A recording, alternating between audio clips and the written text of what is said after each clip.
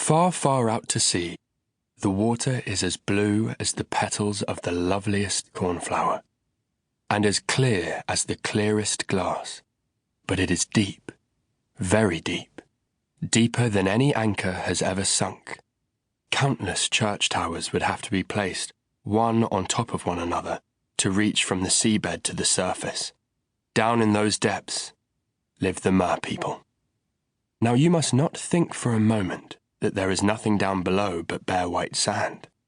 No, indeed.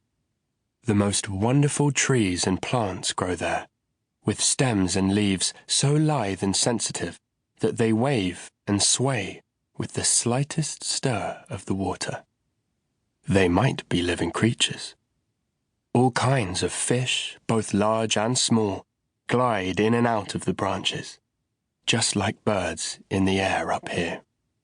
In the very deepest part of all is the Mer King's palace. Its walls are of coral, and the long pointed windows are of the clearest amber, while the roof is made of cockle shells which open and close with the waves.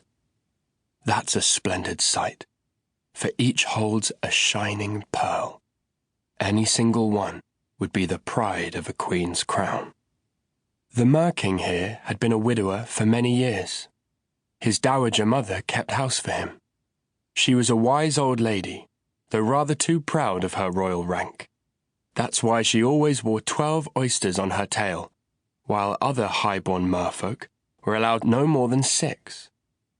But she deserved special praise for the care she took of the little mer princesses, her granddaughters. There were 6 of them, all beautiful, but the youngest was the most beautiful of all. Her skin was like a rose petal, pure and clear. Her eyes were as blue as the deepest lake. But, like the others, she had no feet. Her body ended in a fish's tail. All day long she and her sisters would play down there in the palace, in and out of the vast rooms where living sea flowers grew from the walls. When the great amber windows were open, the fish would swim inside and let themselves be stroked. Outside the palace was a large garden with flame-red and sea-blue trees. The fruit all shone like gold, and the flowers looked like glowing fire among the moving stems and leaves. The ground itself was of the finest sand, but blue as a sulphur flame. A strange blue-violet light lay over everything. You might have thought that, instead of being far down under the sea, you were high up in the air, with nothing over and under you but sky. On days of perfect calm, you could see the sun.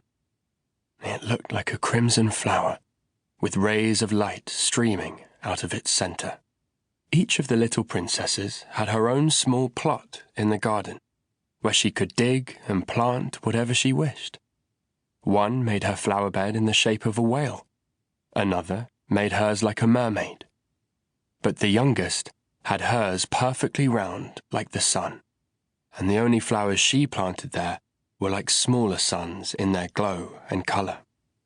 She was a strange child, quiet and thoughtful.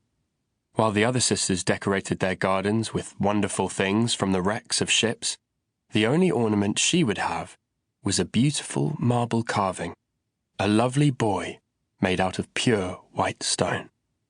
This too had sunk to the seabed from a wreck. Beside this marble boy she planted a rose-red tree like a weeping willow. It grew apace, its branches bending over the stone figure until they touched the deep blue sand below. Nothing pleased the youngest princess more than to hear about the far-off world of humans.